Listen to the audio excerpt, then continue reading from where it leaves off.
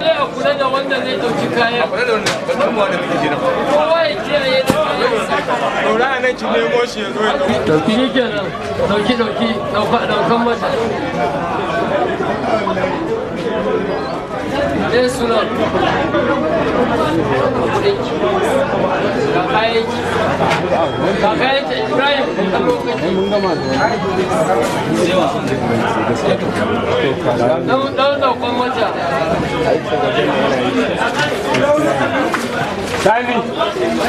Signing. Ne suna ajiya.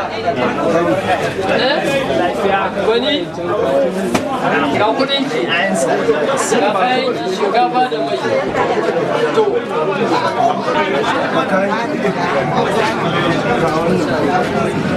Sai wani wata.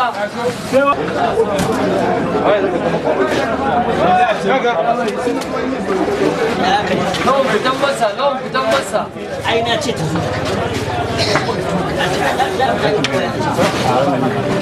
Canza ta. Sai a samu wani sai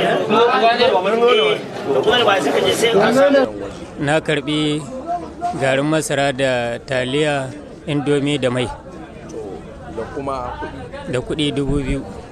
za ka ce game da gwamnati bisa wannan kokari da ta yi na garin? Alhamdulillah, ina godiya ga Allah subhanahu wata'ala da ya sa na samu wannan taimako na mai girma gwamna. Allah ya saka masa da alheri, Allah ya gabatar mu zaman lafiya a ƙasar nan da Kano baki daya. Na karbi shinkafa da mai. Me sunan dattijo? Sama'ila. To me za ka ce game da wannan tagomashin alheri da gwamnati ta yi hoɓɓasa aka tallafa wa mutane? Allah saka mata da alheri. Yawwa shine abin da muke ci. Na gode wa Allah, na gode Muhammadu manzon Allah sallallahu alaihi wasallam da suka ba mu kayan nan. Allah ya saka musu da alheri. Da katan din indomi, da buhun gari, da galan din mai, da 2,000 a hannu. Allah ya saka muku da alheri. Allah ya buɗa, Allah ya ɗaukaka mana ku. Allah ya saka da alheri, Allah ka ba mu lafiya a ƙasa da zaman lafiya. Albarkar annabi da alƙur'ani.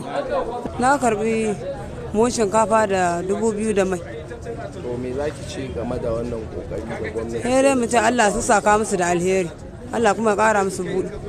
Tallafin wasu mutane. Allah ya buɗa, Allah ya kare. Amin amin. Allah ya buɗa ya kare. Allah ba da lada. Amin amin. Allah mai da dubu. Amin amin. Allah mai da alheri duniya da kiyama. Amin amin. Wannan al'amari da gwamna yi gaskiya ce muke mu fiye da baka to ka ganin da kake gani na wallahi alazimi ana 14 da mata guda 2 kuma halin da ake cikin yanzu wannan masu yanzu za a dafa a gida saboda kaga sai dai mu ce Allah ya saka masa kuma yayi abin da ya kamata kuma ubangiji Allah ya ƙara masa ƙarfin gwiwa na taimako ko muna gode masa kuma da kuka zo kuke kula da abin da kuka sa ido kuma Allah ya saka mu alheri yayin da kuke Allah ya sa matsayin ku ya wuce haka alharun annabi da Qur'ani.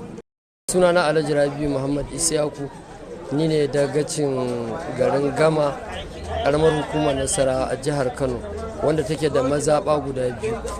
A yanzu muna raba kayan mazaɓar Gama ne a mazaɓar Ƙaura Goji, wanda suke da adadin mutanen da za su amfana mutum 372. Gwamnati ta kasa kasan nan kaso 2.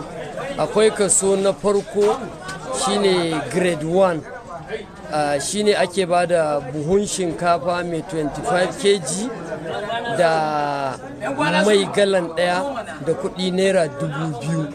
Akwai category B kaso na 2 wanda yake da buhun masa bita da katan ɗin indomi da galan ɗin mai da kuɗi naira 2,000. So wannan shine abin da ake bayarwa a masu kaso na 2. Muna ƙara godiya ga mai girma gwamna da dukkanin waɗanda suke taimaka masa da masu taimaka gwamnatinsa akan wannan tallafi da aka bayar. Kai da kanka kaga irin mutanen da ake bawa, kaga masu bukata ta musamman, kaga gajiyayyu, kaga iyayen marayu, kaga marasa lafiya. Da kanka ina ganin a nau'in waɗanda aka bawa ka gani. So amma duk wanda ya ce ya gode kuma ƙari yake nema, saboda haka mai girma gwamna akwai sauran al'umma da yawan gaske, amma muna ƙara godiya kwarai da gaske a madadin al'umma. Assalamu alaikum. azumi na watan Ramadan farilla ne, saboda haka domin mu sauƙaƙewa wanda ba su da shi raɗaɗi a cikin wannan watan shi ne ake raba wannan kaya.